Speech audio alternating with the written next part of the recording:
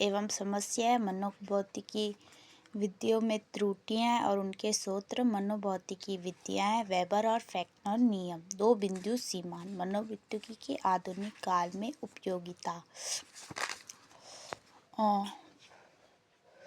473।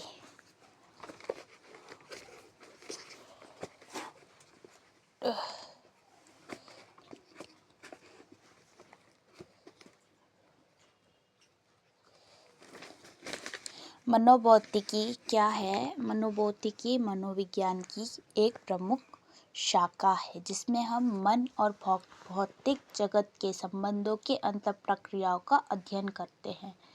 इसका आरंभ सर्वप्रथम फेक्नर के प्रयोगों से हुआ है। फेक्नर क्या जानना चाहते थे कि बाह्य जगत में उपस्थित वस्तु का हम किस तरह प्रत्यक्षण करते हैं। प्रत्यक्षण उसको किस तरह हम महसूस प्रत्यक्षण करते हैं, उसको देखते हैं। जिस अकॉर्डिंग संवेदन होता है उस अकॉर्डिंग प्रत्यक्षण होता है। यदि दो लगभग समान लंबाई की रेखाएं उपस्थित कर, अगर हम दो इक्वल्स लाइन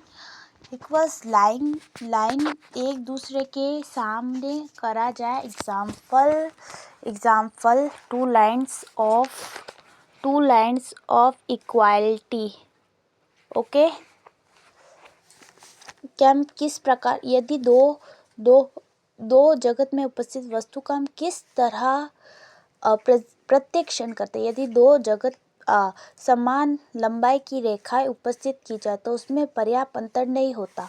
इसमें अपन को पर्याप्त अंतर नहीं होता क्योंकि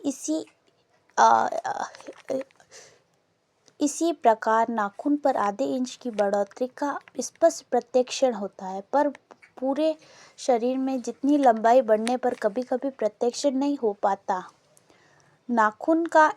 जब नाखून का इंच बढ़ता है, आधा इंच नाखून में बढ़ोतरी होती है, तब उसका स्पष्ट प्रत्यक्षण होता है, जब अपन को लगता है कि हाँ नाखून बढ़ रहे हैं। और इसी टाइप से जब पूरे शरीर में इतनी लंबाई बढ़ने पर कभी कभी प्रत्यक्षण नहीं हो पाता और अपन की ग्रोथ बढ़ती है, तब अपन उसका प्रत्यक्षण नहीं हो पाता है। क्योंकि मनोभौतिकी में इस प्रकार की अनेक बातों का अध्ययन होने लगा है। क्योंकि साइकोसिस, मनोभौतिकी का मतलब साइकोसिस, इसमें अलग अलग प्रकार की होने लगा है। अब इसका मेन पॉइंट क्या है? मनोभौतिकी का सबसे पहले पुस्तक लिखी थी फेक्नर ने। कब लिखी? 1860 में। इस पुस्तक का नाम था साइकोसिस।